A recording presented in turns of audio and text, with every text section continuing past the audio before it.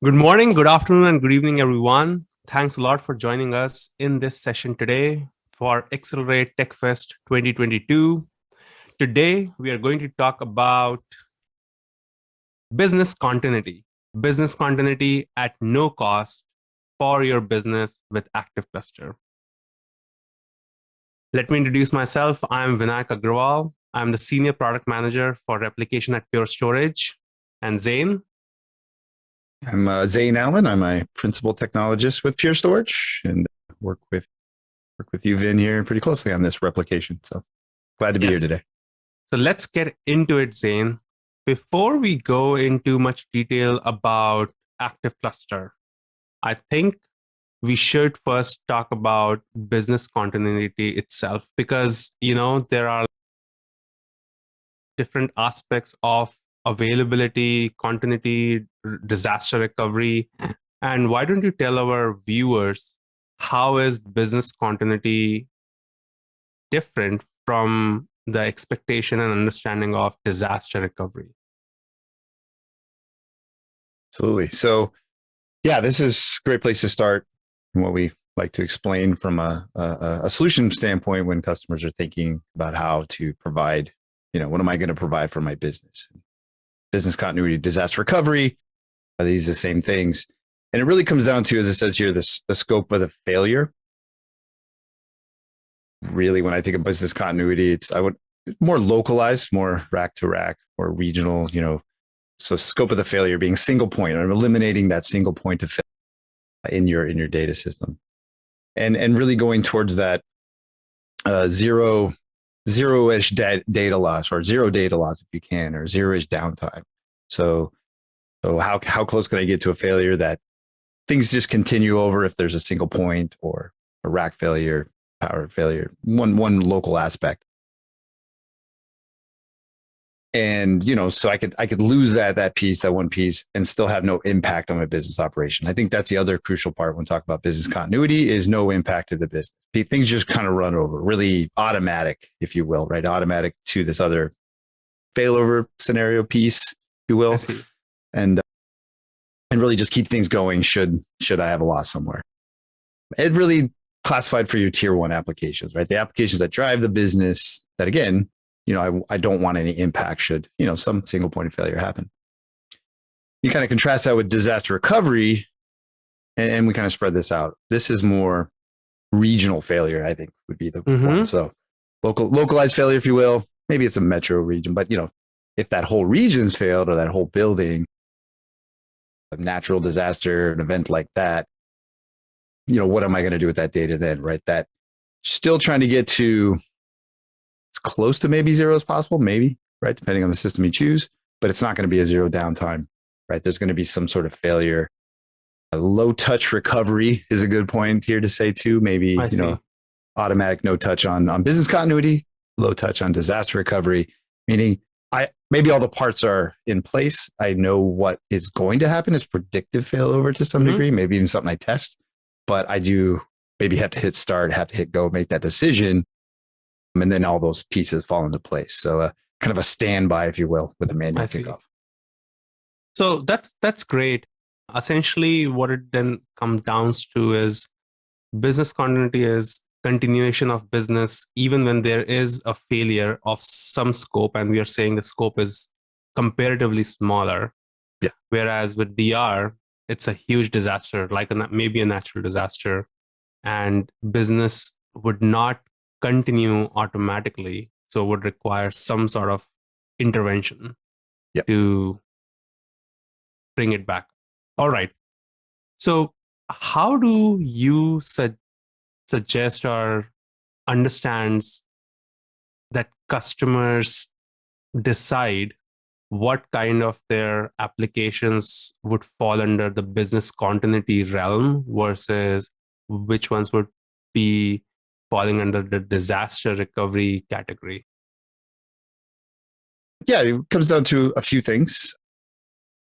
First, what is the monetary impact, right? What is the dollar amount that I can put to if during a disaster of failure, right? If this part of the business, this application, service of data, whatever it is, has a failure, Mm-hmm. what does that impact in maybe minutes, seconds, hours, whatever that is, depending on the business. And I think we'll have some examples later that kind of illustrate that.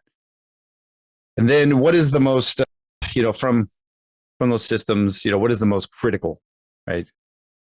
Be it information that needs to be provided for the internal business or for my customers, or even just business processes, right? If this were to stop, what down the line goes away, right? I worked in newspaper and IT a long time, and I used to say that if one part of the chain, like all days, things are just kind of moving out the door to a newspaper. If one part of those chains kind of has a hiccup, has a stop, it just escalates, right? It's like dominoes. Yeah. It amplifies. And critical information could be like also the stock market news or stock market information, the tickers that go and absolutely. And why is those decisions that are making, why is it value? Well, based on sales and yep, absolutely. And then how does IT play a part into that? And I would probably say it probably plays a large part because, most of everything is in the computer systems now.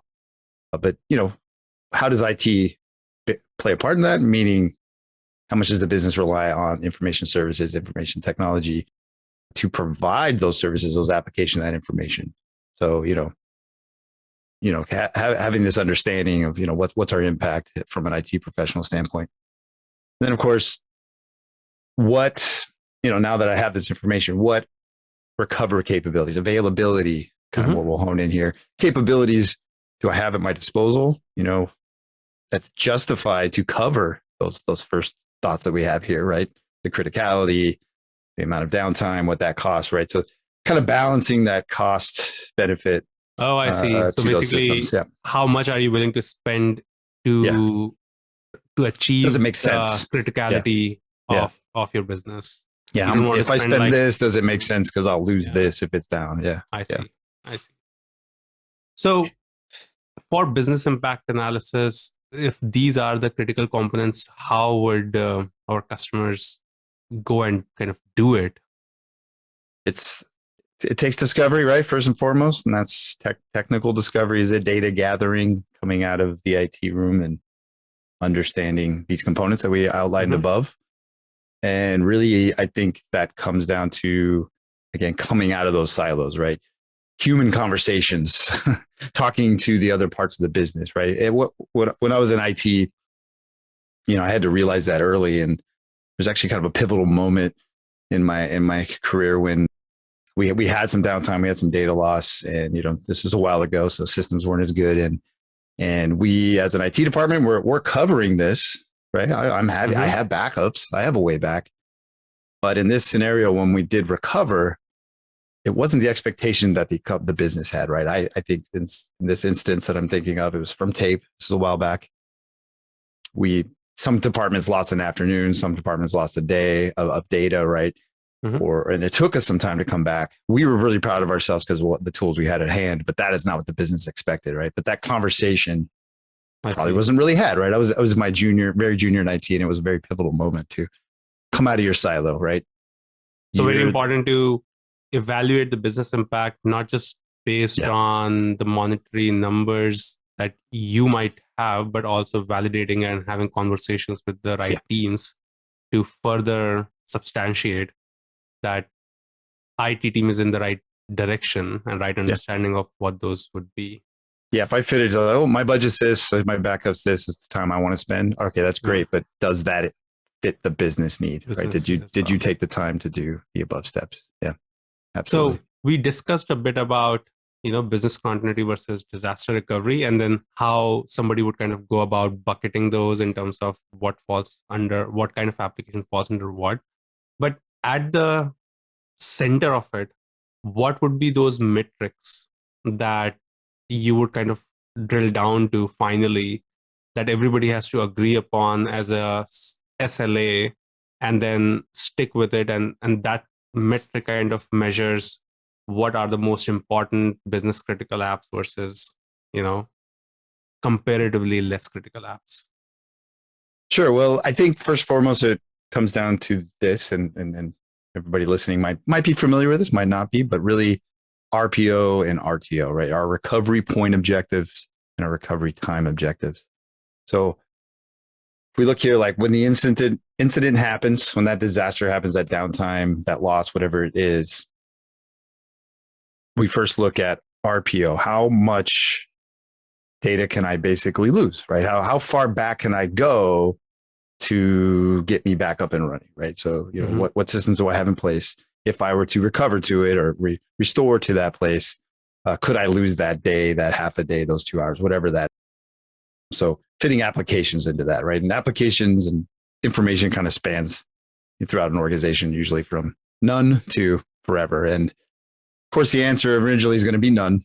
And I used to tell, that's great, but how much money and how much time are you going to give me? This is what that's going to cost. Okay, let's really have a conversation, right? So really defining that helps with SLA. And then of course there's RTO, so the recovery time objective. So I have how much data would I lose when I do a recovery? And then how long is it going to take me to get the system back up and running? That's just as much, right? Maybe I have only a couple hours lost of data, but if it takes me 8 hours to get up and running, well, now I've lost 8 hours of time, right? So that's a very crucial piece too. And fitting your applications and services into those two is a great place to start when we're defining SLAs and picking the solution and then justifying the cost based on that SLA. I see. So at the end of the day, basically kind of categorizing your apps from an IT perspective and from a business perspective and coming to a conclusion that what apps should be in what kind of RPO, RTO requirement buckets will be the way that a customer decides business continuity versus a little bit DR recovery. Yeah, absolutely. Right. And then fitting is eventually mapping the solution to each one, right? I see. And I think this is a great example of it right here, right? Getting those, so having that first step of those priorities, and we can see this is mostly about recovery, but this can also go into recovery point objective, but a recovery time objective. Okay, here's the priority one. These are the class of applications and services that are immediate recovery, high availability, really probably no data loss or as little as data loss as possible. And then, down the line, 2, 3, 4, and then 5 with the best effort, right? I see. Those really go into DR in my opinion too, because you could say with a plan, I should say like a run book, got my high availability. And then as I go down the line, these are the systems I'm bringing up first. These are the systems I'm bringing up second. These are the ones, and you might even go into that to go a little further, depending on how long the outage is. If it's kind of a temporary failover, maybe priority 5, I never have to bring back up because it just wasn't crucial to the business. I bring it all back to the regular data center, fix the problem, and then everything goes back to normal there. So, but having this SLA can help you map the solutions, how you're going to solve each, and then put and plan it out. Your services into each one of these buckets, and it makes it really easy to. All right. So now we come to the important question. We discussed business continuity. We discussed how a customer can identify what applications are important for business continuity. Now let's talk about the solution. What is available in Pure Storage to address business continuity needs? Yeah, one of my favorite subjects to talk about with FlashArray here is these are the out-of-the-box protection features, right? That we, as Pure provides on our FlashArray. So we can see it here in the context of RPO versus RTO. So we talked about that concept. We classify those into those SLAs. And first we start with our feature called Active Cluster. That is business continuity. That is our HA. That is the right near the incident, automatic failover, rack to rack. It could be metro, usually local, if you will, in a region, but keeping the RPO to 0, recovery time is basically 0, right? It's flipping over. You might not even notice, oh, that single failure happened. No impact to the business. Everything keeps on running. My most crucial application up and going, and I've protected that with the built-in feature of FlashArray. Then we go down the line, what we call active DR. You see that line kind of going out a little bit more. So maybe the RPOs, we say near 0, but it's a little more. The RTO, the recovery time, might take a little coordinated effort. Again, this is that DR scenario. And that's why it's DR. That's why it's DR. And, you might have a system on there if it's true DR that you wish was active cluster, but you have the kind of event that needs that DR. That's fine. What that means is you'll have probably a very much scripted a run book of how you're going to do that recovery. And we set up a lot of great tools in there to make a lot of the pre-work done. You just have to bring it online and choose to bring it online. Then, of course, async replication. This is our snapshot replication from one site to another. Things you can clone or reuse, take it to any distance, any array, even off the cloud, right? Just for storage, but more coordinated effort to get it back. So more of a near-term recovery. And then, of course, you can offload what we call snap offload for very long-term archive. Now I have that data kept for a longer period of time. I'd have to coordinate it to bring it back if I wanted to use it. So really kind of getting away from DR, but still something we can do. And then local snapshots at the bottom. That's more about RPO than recovery time. The recovery time is actually better, as you see, from a long-term or off in the cloud because it's local. But it's RPO might be less often. It might be twice a day, 3 times a day, maybe once an hour, right? But different RPO setting, but it's local to the array. It's something I could flip back or clone off into another volume. So this session is focused on business continuity at no cost. Yeah. And for that, based on the previous discussions we just did, it's essentially that a customer would want high availability with zero downtime, zero data loss or RPO, automatic, and automatic failover. Yeah. So Active Cluster is the solution that fits into it. And I want to just highlight that because it is out of the box and because the session's title is at no cost, while all the features that Zane discussed, all of them are free, but I do want to highlight again that Active Cluster itself is also free. And I want to share that it's not a easy investment for Pure, right, Zane? It is a lot of engineers that have worked to deliver active synchronous replication capability for last 5 or 6 years. That's when it came out. And we have made that free and included in Purity for all of our customers, compared to there are some other products, some competitors that don't give it out for free. So no additional licensing here, right? No additional license, no additional 2 flash hardware. arrays you have it today. No additional license, no additional hardware. And I feel very proud to say that and to repeat that it's a lot of investment dollar-wise, engineering-wise, and we have built a very good product, right? It also isn't that we just did the bare minimum to do a check mark and let it be for the sake of it. We actually built a really, really resilient and really, really good solution that is available for our customers out of the box without no extra hardware and license. So enough of that. Why don't we get into the actual Active Cluster and how it works? Yeah. No, and to your point, all that engineering effort has removed all the complexity. We've done the complexity for you. So as a customer, and I know you'll get into it, can very easily use this and have that HA that we talked about out of the box. So absolutely. We are going to go through the customer success stories in this deck for our viewers. And some of the key highlights that will come out of that is it does what it's required to do, but it also does that in a very simple way. And what that delivers as a business value to the customers is requiring lesser time and less people to manage synchronous active symmetric solution.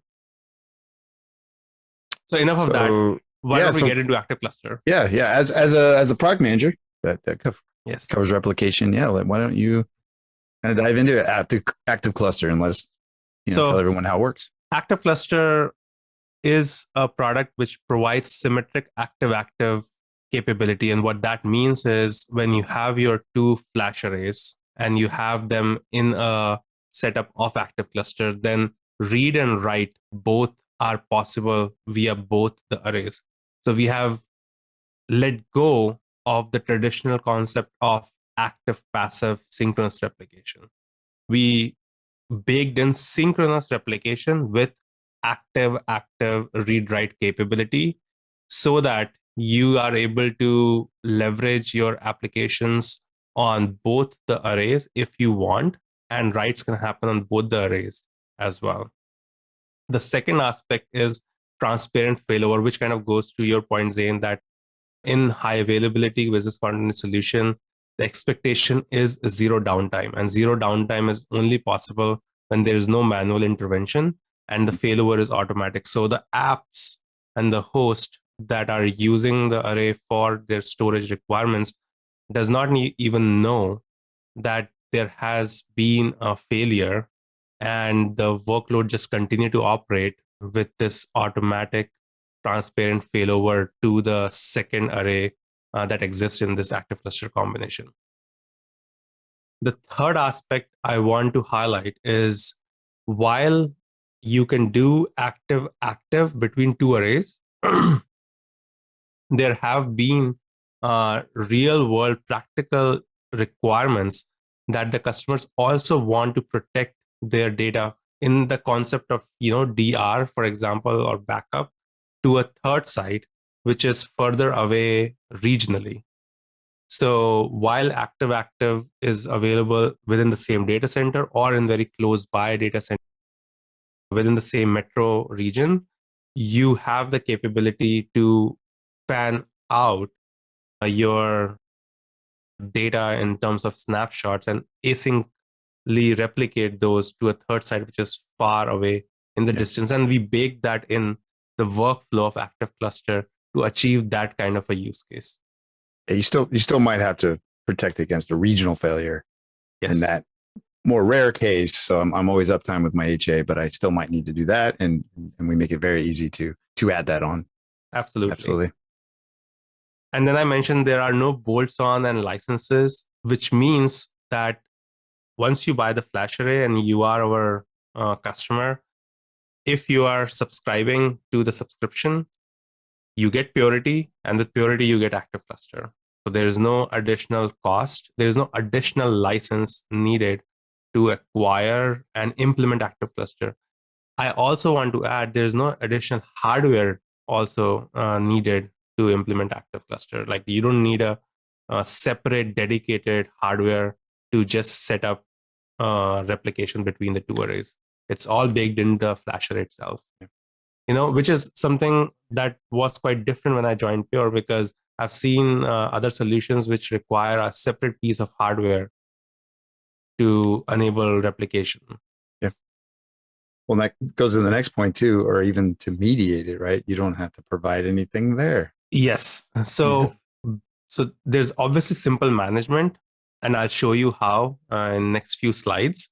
But another important concept, which is very crucial, is the mediator. And mediator is our technology that provides the resolution for a split brain situation in terms of failure.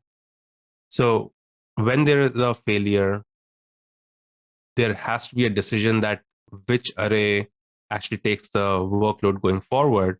And for that, there is a cloud oriented mediator that Pure provides for active cluster, which is hosted by us in the cloud, and the customer, as in you, don't need to maintain or set it up in a third site in your infrastructure as well. So it further simplifies your high availability journey with a cloud-based mediator to break ties between the two flash arrays in a split brain failure situation. Yeah, no, I think that's a great part of it. So why don't you, if you wouldn't mind, walk us through what that looks like when a failure absolutely. happens, when an array goes down.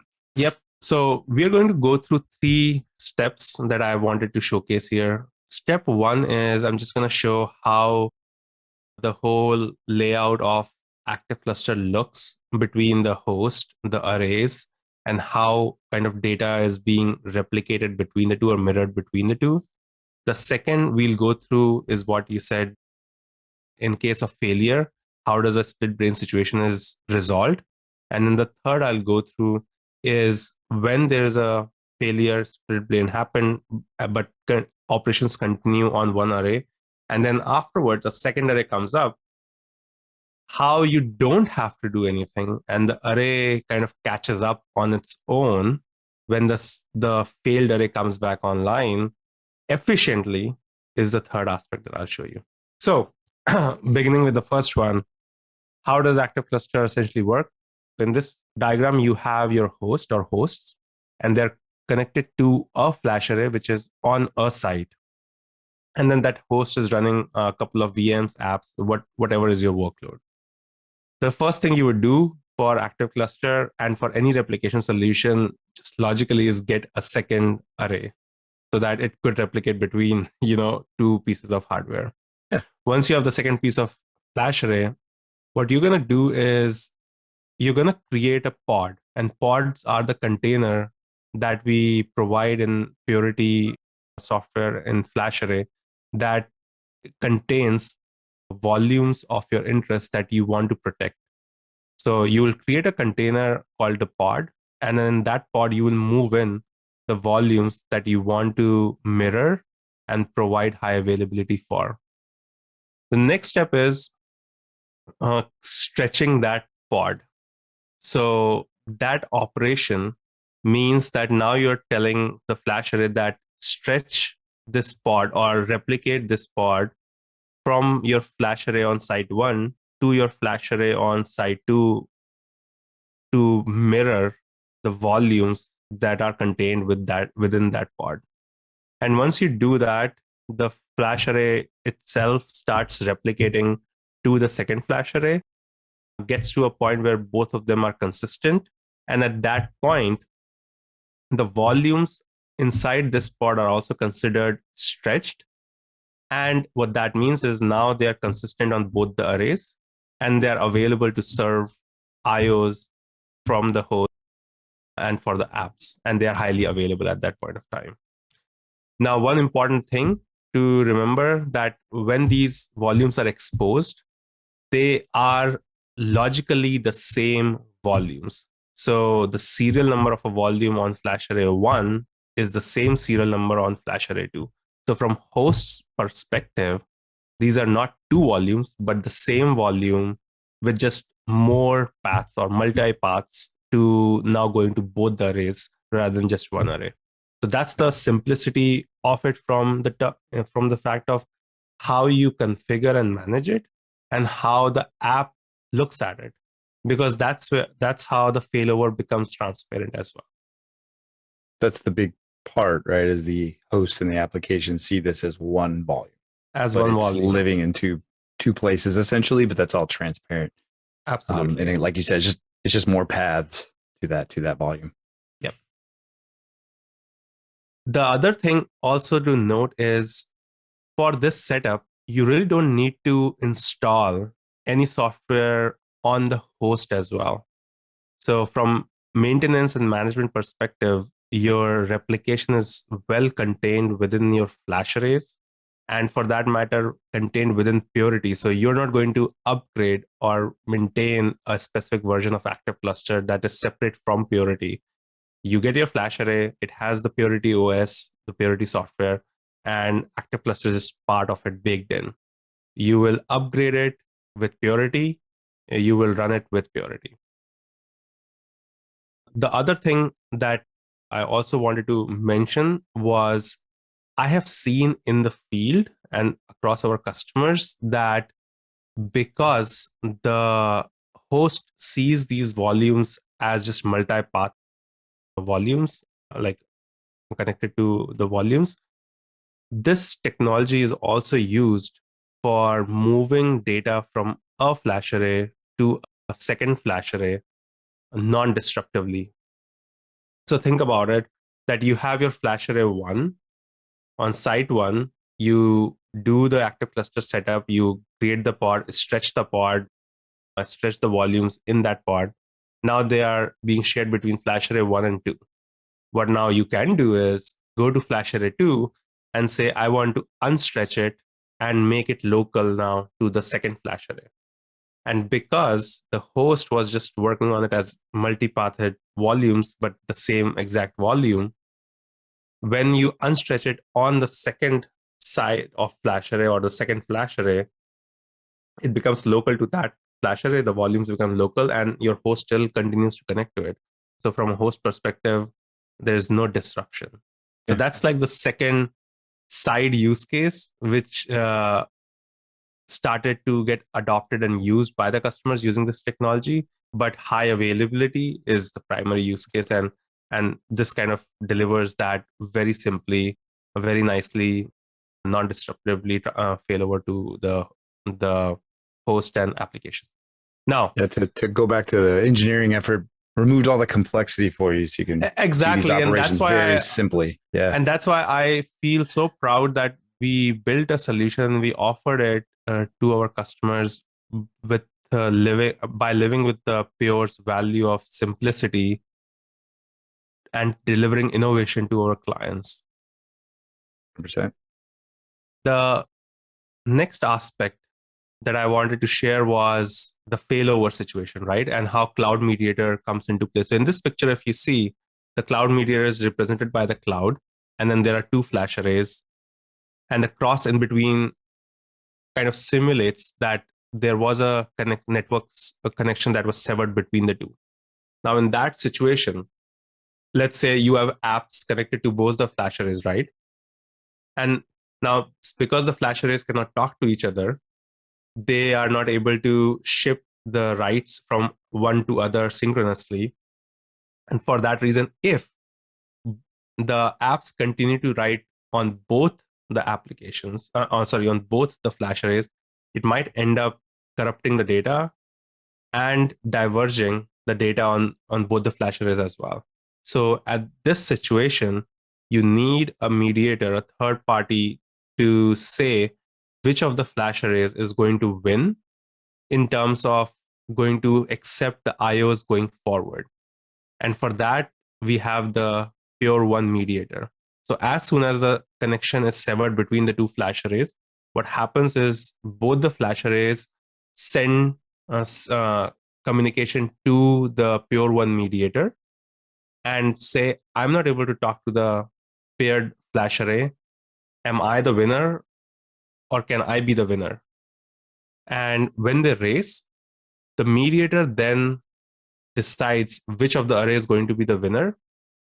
And then that array starts accepting the IO going forward, and the other array does not accept IO from that point forward. And that's how we resolve the split brain situation. And from there on, mediator has done its work. Also, mediator is in listen only mode, so it does not communicate to the flash arrays or initiates the connection to the flash array from if there's a security concern. Zain, anything to add here?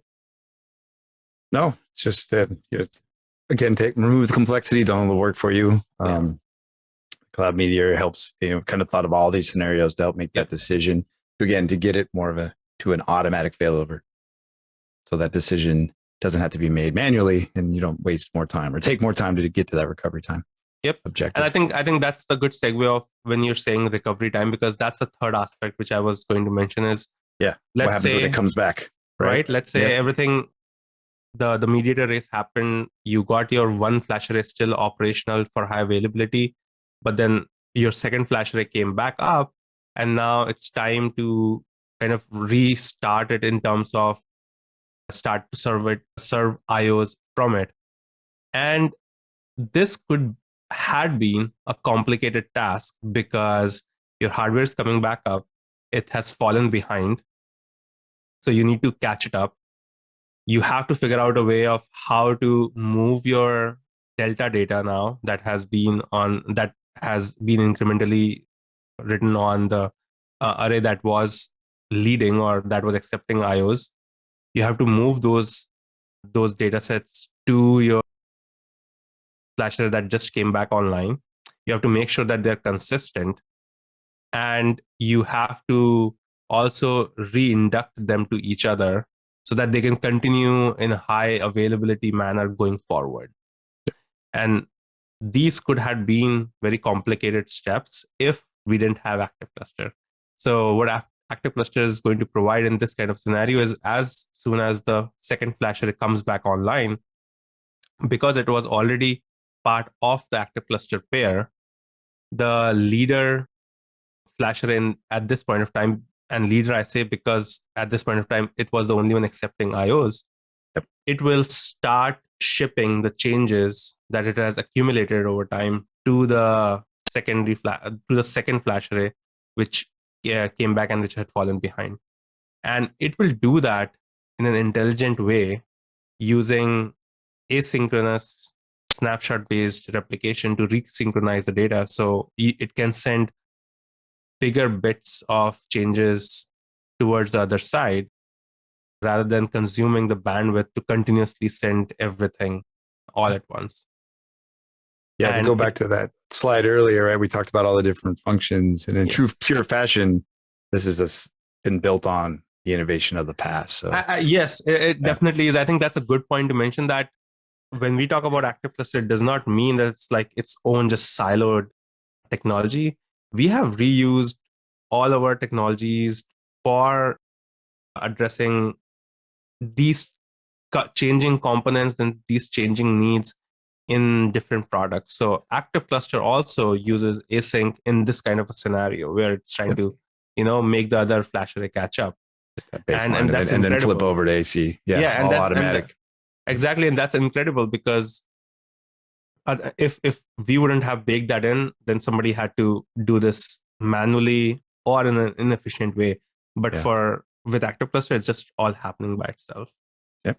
Right. And then the flash arrays catches up. They're in the same consistency, and you're ready to go, and you're again highly available. So I think that covers the introduction to Active Cluster. And I hope you guys liked the intro. I hope you had some understanding. Like, I hope you have now some understanding of Active Cluster and how it can provide high availability business continuity at no cost. But Zain, I think we should now go into where Active Cluster has actually proven its mettle and in how demanding situations it has proven its mettle. Let's so take those two concepts together, right? Making those SLAs for your business impact, the technology of Active Cluster, and some real world use cases here. Absolutely, right? And that it is mature and it has proven successful in delivering extremely critical business value to some of our customers. So with that, I'm going to ask you that, are you a fan of F1 Formula One racing? I mean, who isn't, right? Even if you're not a fan, you'd say, who doesn't find it exciting to watch those cars go at high speed around the track? Yes. Ever since I was a kid, I loved cars. And when you love cars, you always chase the fastest car. Yeah. And F1 is the fastest car. So I love the sports. And to my surprise, when I joined Pure, I learned that the Mercedes AMG Formula One team relies heavily on technology for analyzing data, both off and on the track for their car. We are not talking about web apps. We are not talking about their website. We are talking about their car that they use to win the Formula One racing championships. They collect millions and billions of data points in that car. That sounds counterintuitive, but now that you mention it, I mean, cars are, especially if F1 cars, I'm sure have just as much technology and compute in them nowadays as they do mechanical technology. So that makes a lot of sense. A lot of sensors and things that they need to be read. And as you point out, real time as that thing is trying to win races. Absolutely. So think about it, that the F1 car is running on the track and a bunch of data points are being collected, and the team is analyzing those data points to, get into the details of every aspect that can provide that, just a little bit more impact for them to win against the really next competitive team. Real-time decisions they have to make, as you said, like when to make pit stops, when to slow down, tires need to be rotated. Wow. Yeah, that makes sense. That's the competitive edge right there. and now what happens if suddenly your data isn't available? The car is running around the track and the data isn't available. All the dashboards like show up empty. And you're calling the IT guy, wondering why the system's down. Yep. Open up a help desk ticket to get your race car that's speeding around at 200 plus miles an hour. Yeah. So I'm glad that it doesn't happen for the Mercedes team, because they use Active Cluster for making their data highly available while it's on track and off track. Yeah. And it provides Mercedes the competitive advantage for performing those analytics. And Active Cluster works fine for them. It delivers what it says, high availability for them with zero downtime, zero data loss. Helps them win races. I love it. I love it too. Now, let's talk about the next one. So not far away from a speedy car, but in the realm of automated vehicles, why don't you tell me about the Imprezas Carrozzi case?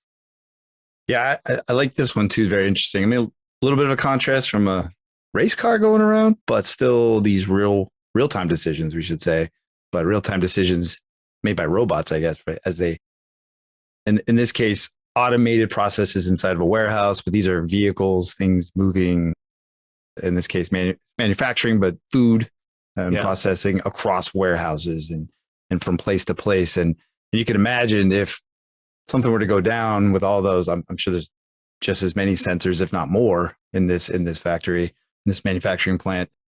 If one of those were to go down and those automated processes and robots and things speeding across floors couldn't understand what the other thing is doing, or when to catch up, or when to be ready to maybe take something from someplace to the other, or not crash into each other as they're automated across. Even for mapping. And you're right. Even for mapping, for knowing where the other automated vehicles are, while just that alone, right? While they're moving around the contents of the warehouse for the food processing plant. I think this is again the real-time decision-making use case, and can't tolerate downtime, right? I mean, it kind of goes back to my example, though it's more extreme than when I was in the newspaper industry. One little blip would cause a ripple down the line. So if I don't know that the thing's not ready here, I can't take it to the next place. If there's a collision, just all of that would impact business. And I'm sure they measured downtime in minutes, if not seconds, right? If I have this many minutes of downtime, this is going to cost us this, and our food, the cost of our product is going to have to go up, or revenue is going to go down because of it. Yeah. Well, I'm happy because they were our first customer in Latin America using Active Cluster, and they did test intensively Active Cluster by disrupting one side of their flash array to make sure that their robotic vehicles still operate. Just didn't notice. And they did without disruption, providing 100% availability. Look at that. Automated too, right? As we said. So it fits that criteria. So this is perfect example of SLA tier 1. All right. Now let's get into the realm of sports. So we talked about race cars. We talked about automated robots. Are you a betting person? Well, I feel like with the stock market nowadays, I am, but I think I understand sports betting a bit. Yeah. So our next customer is Sportradar, and they are a worldwide platform for providing sports information and sports betting and gambling platform. Now, Zain, how would you feel, because you said you work in the stock market a little bit, how would you feel that you have your, bunch of $1 million that you're making already? You have those in your stock market account, and you see that the market is quite volatile and there's a good opportunity to make money, but suddenly your quotes are coming up empty because the system is down. The website that you use for your brokerage is down, and you can't get the information of what the stock ticker is. You can't submit an order. You can't execute an order. How would that make you feel? Yeah, we've become so reliant, in the world in general, but definitely something like that, especially with the fact that I can see it on my phone, right? And I can make those decisions. And I'm not a day trader or anything by any means, but when I do make those decisions, it is based on information I can have. I want to put the order in and then I expect it to happen. And you're right. If it couldn't, that could, the timing there could be crucial to the why I made the decision in the first place, right? Things could change by the time it catches up if there's downtime. Absolutely. And I'm sure that's the same, especially in the sports world, where it sounds like this company does a lot of data points and makes odds change and things like that. I mean, think about a basketball game. How long is it? A few hours. You can ask me basketball questions, Vin. Call me out. How about football? How long is that? Yeah, that can be a few hours. Well, depending on how long and commercial breaks and all that. But yeah, but it's a definite set of time, and it opens and closes, and there's time zones and everything. Yeah, so think about it's like 90 minutes worth of game, and then you are trying to place bets for the game, but suddenly for 10 minutes or 15 minutes, the platform is out. Yeah. So you will not be a happy person. Yeah, I understand this company too, when we were talking about it earlier, helps with the other side of the house as well. So coaches and the way they do practices and for the scouts and giving them that real-time information actually impact their decisions, right? As who does what or who they choose or so. Absolutely. They really an interesting company kind of at the intersection. I think it actually says here is the sports intelligence from the betting side. Really? So how would that young player feel who's in the field playing his baseball pitch, and there's a scout on the on the benches, and he makes a good shot, but the data isn't available for the scout, and something goes wrong with the future of that player. Yeah. Right. Yeah, real time information again, right? They're expecting that up to date and being accurate. And so especially if you didn't know there was downtime on the other side, you just have the old stale information. You may make the wrong decision depending on which side of the house you are here. Yep. All right. So moving on, I think so. This was Sportradar, and they use Active Cluster as well, and they use Active Cluster for their business continuity needs, and they're happy.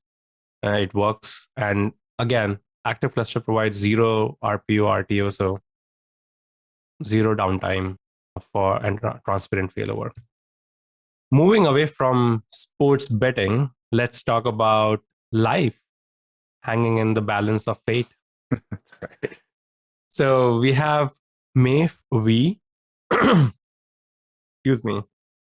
So they are a company since 1985, and they specialize in insurance. They specialize in life insurance, savings, provident insurance, all kinds of insurance. And they have somewhere around 500,000 end user customers. They manage more than 500,000 contracts and somewhere around 700 million euros on their business. Obviously, when life is in the balance, when there are claims that are going to come in of this 500,000 people, the platform that you use to provide services has to be 100% available. And for something that crucial, MAFE relies on Active Cluster. So that makes me wonder if my insurance provider also uses Active Cluster or not. That's right.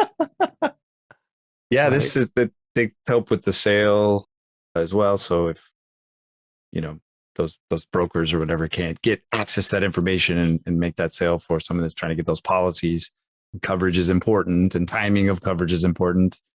Plus, I'm sure the other side about claims and all that could be very disruptive, especially with numbers like that. Like I said, over 500,000 contracts, hundreds of thousands of contracts, 500,000 customers,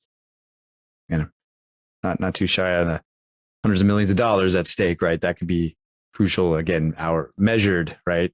Hours and minutes and all that. You could actually measure that impact if you didn't have that 100% availability that this IT provides to these companies. Absolutely. And that's why Active Cluster providing high availability for such crucial businesses is what makes me feel happy that we are solving real world problems for our real customers. Yeah. With that, let's talk about our last case study. which is the SILME IT department for island of Minorco. So this island is a self-governed island. I think it's in Europe, right? Yes. Mediterranean, I think, is where it sits. I looked that up, right? Yeah. Well, it's a good place to have vacation. Yeah. And I think we need to go see this one personally. Yes. What I'm saying. You need to check it out if it's working as expected. So they use Pure Storage, and they use Active Cluster for their accounting systems. So they have a bunch of databases because obviously it's a tourist destination, but it also has local residents, their municipalities and their whole taxation system, things like that. And their accounting system included within their databases run on Pure Storage. And for the high availability of that, they use Active Cluster.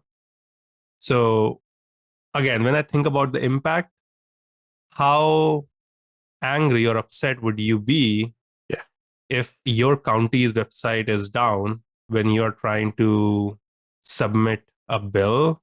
Well, maybe that time you'll be happy that you don't have to submit the bill. That's true. But if you really need to get an approval for new plans for your house, if you need any approval for changes in the architecture, any permits that you filed, you need the websites of your county working. Or it's simply payroll, right? This probably impacts payroll too, of the people that work for the municipalities, right? If I can't get that thing that I expect because of some downtime, that's a lot of angry internal customers for them. So absolutely. I don't know why that skipped me. It all comes down to pay. I'd imagine. I mean, accounting system is the first thing I think about. Yeah. That might be a smaller bit. It's maybe not the whole island, but still, it's an island. It's probably a tight community. Yeah. I mean, that could be a serious impact. Delay somebody doing it, longer hours, somebody doesn't get their paycheck, or, to your point as well, pay whatever. The end customers as well. So they rely on Active Cluster for high availability as well. And they've been using it for some time. So I'm happy that we are solving a lot of different kind of use cases, a lot of different problems for a lot of critical requirements for our customers. With that, I think it gives you a pretty good example, though, to kind of sum it up of what we mean by that: critical applications. Yes. And then providing a service that is actually, I'd say cost effective, right? It's free, right? As we mentioned. Yes. But cost effective to put in to provide those services, because the impact of those would be great if we didn't have that high availability, that zero downtime, that automatic failover. So it just hopefully shows a pretty good example of types of use cases across different businesses that fit in that bucket, as somebody watching here goes through it on their own organization, how they might classify their systems. Absolutely. I completely agree that these are the applications that you can see how much of a high impact they will have if they are not available. And these are the applications that require business continuity, and they can get it with Active Cluster. That's good. Out of the box. All right, Zain. So our last slide is about resources. So for the viewers who are interested to learn more, I have put together a comprehensive list of resources for you to go and look at the more detailed solution overview, some documentation. Also, there are some explanation via Lightboard, which is similar to Whiteboard, videos on YouTube, a live demo of how to put it in place, how to configure it. Everything is in this slide, in these links. And if you want to test and try the feature yourself, we have something called Test Drive, which is available on Pure Storage website. So you can just type in Test Drive Pure Storage and it will show up. You can sign up and try this feature by yourself.